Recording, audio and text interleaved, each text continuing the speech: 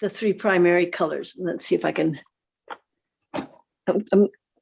So you can see I've got the cyans in the middle, and I've got dark to light cyans, dark to light yellows, and dark to light magentas. I don't have a good strong magenta in there. The magenta is always kind of a tricky picture thing, because for the longest time people didn't have magenta pigments. And a note about the dark yellows, and I should have talked about that when we were looking at the color chart. But a dark yellow, we don't have, and in our yellow range, we have yellow, and then we have like ochres and tans and so on, and then we have browns. And there's only one in that entire column that looks yellow to us, but right here. And there's one that's one darker. And there's two sticks in the big new pastel set that look the same, and one is this fully saturated phthalo, and the other one is like Payne's gray or something like that, and it's much less saturated, but they look a lot the same in the box. Okay, so the way you can tell that needs to be even bigger.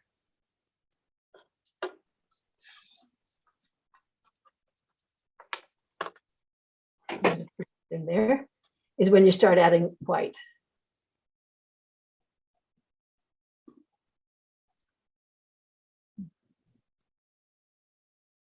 See what a pretty color that is?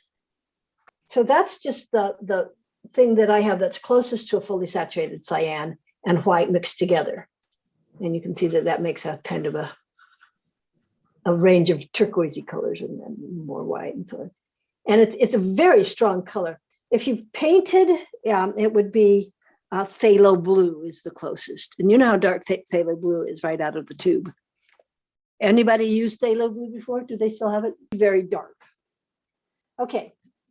So I'm going to, first thing I'm going to do, make a big black line. Make a black line. I'm going to make a frame. And I've got, so this is just a little piece of, oh, I need a bigger one. A little piece of new pastel black. Now I've always used new pastel blacks for just about everything, because it's one of the blackest blacks of all of the pastels, and they're coming out with better ones. See how I can make that nice straight line with that square edge. And it's a good, some of the new pastels are perfectly reasonable in softness, and some of them are so hard that you want to throw them against the wall. And it's okay if you do. Now, I started making faux framing things years ago. I got such a kick out of museum frames. Because I like, there'll be this little painting, this great big ornate carved frame. So I'm going to make a carved frame.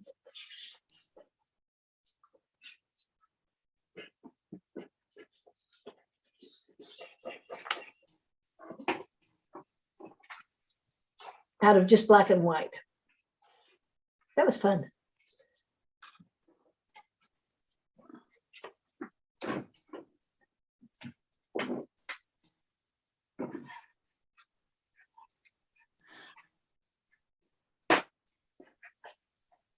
Now I don't have this piece of artwork very well thought out. I mean, this is one of those things that I start with the concept and then just see where it goes. Middle value. It's a little light. Here's a slightly darker one. And over here is yellow way up here at the top. So those are my three primary colors. Now you can see where I've picked out. I had a good range of the cyan and a bunch of different brands, different hardnesses. This is a Grumbacher, and I use those a lot because I like the shape. They're that. I like the square ones best, the ones that have flat sides and angles.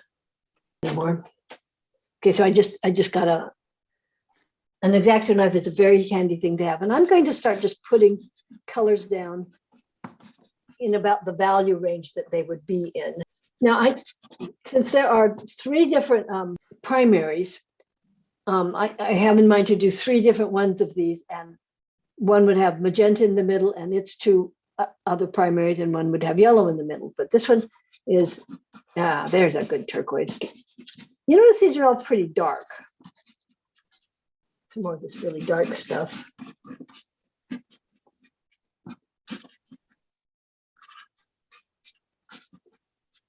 You notice I always hold it this way, and that gives me a lot of control over the direction and the angle, and I can do all of these different things with it without having to change my grip. Don't ever hold it like a pencil.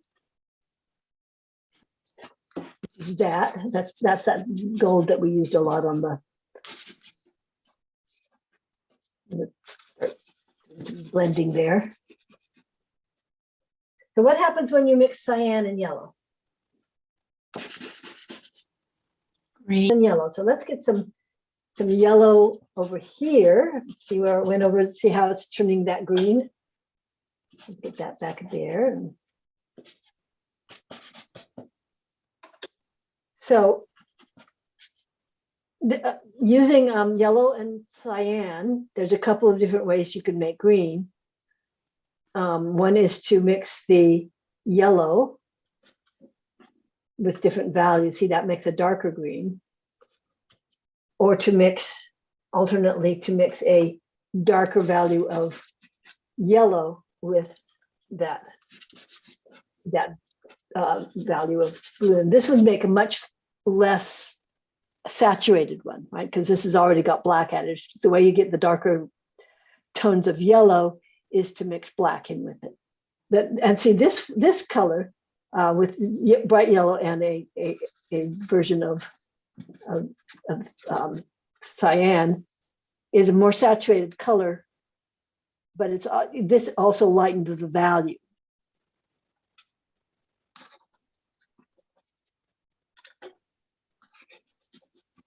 So here's the darkest color there, and the darkest brown that I have here, or the yellowish brown. This is actually more towards down here.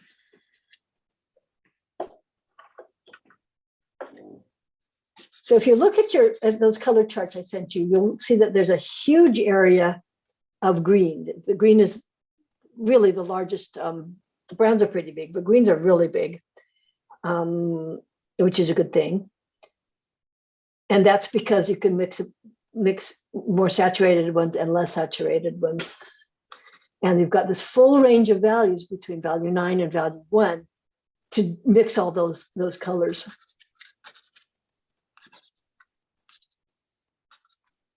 Okay, now let's work a little bit with cyan. Any questions about any of this nonsense so far?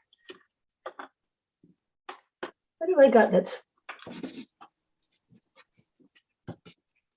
It's always been hard when I teach color, the color theory classes, and we actually mix paint. It's always hard to find a good, clear magenta.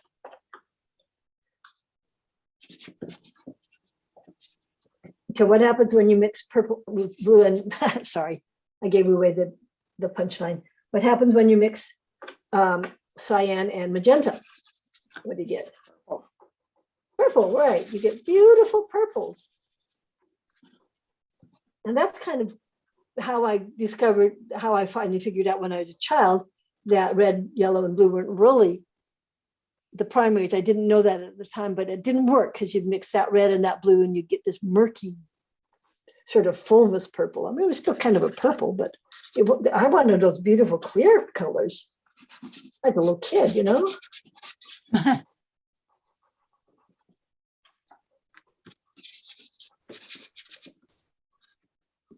And even when I was taking my color class in college at art school,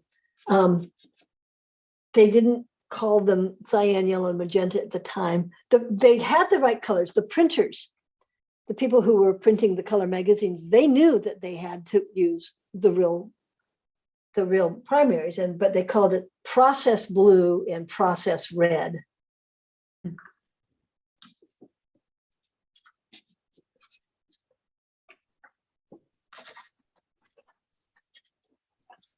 you can see I'm kind of just randomly mixing them based on their value.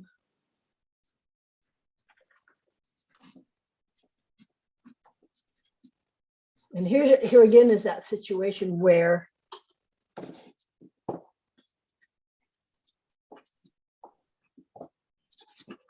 the fullest saturation magenta is a middle value. And if you mix it with a middle value cyan, you get a pretty purple. And if you mix it with the lower value cyan, you still get a pretty purple, and you can see that purple easier. But if you want, but this also lightened it. And if I want to mix it with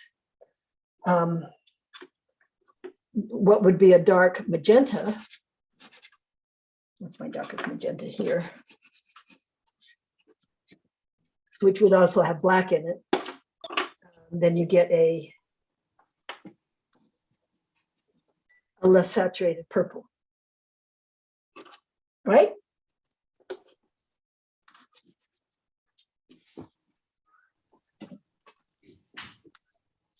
I'm going to add some whites to all of these, right?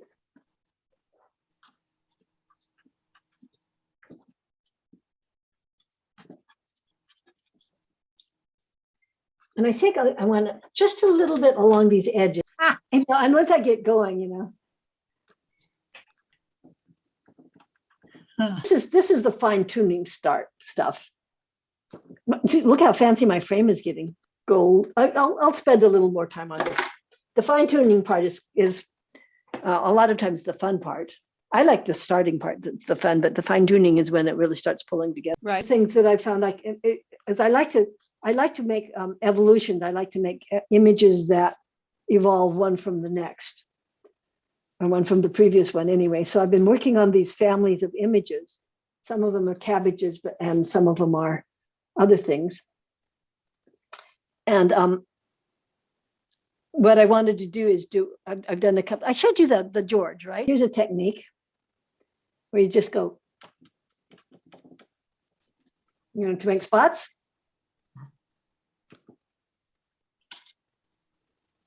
And let's do some blue spots.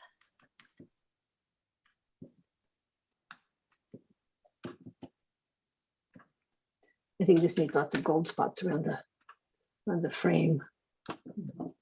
We're good. That's one of the details. So I wanted to do some working with the primary colors that I could then put into my computer and start playing with. So I do have an ulterior motive here. I'm going to start adding a little bit of the wraparound color.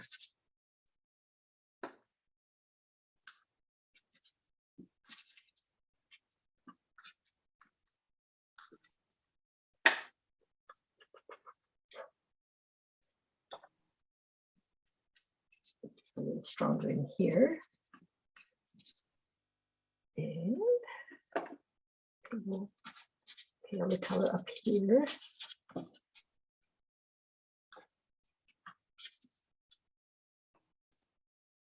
Well, I need to do something about that blue spotlight down there. Even when I'm doing like technical demos about color, and you'd probably learn more if I just yammered and mixed the colors, but I want to make art when I do it, if I can.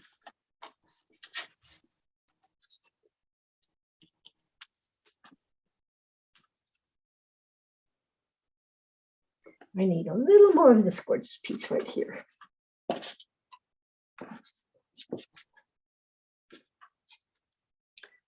You know how I'm always going on about getting up and standing back to get a look at your work? I think that looking at it in a screen also gives you that standing back effect, so you can see how the colors are massing and the values and so on.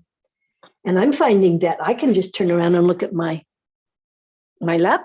desktop screen, which has it like it's way off in the distance. The benefit of zooming.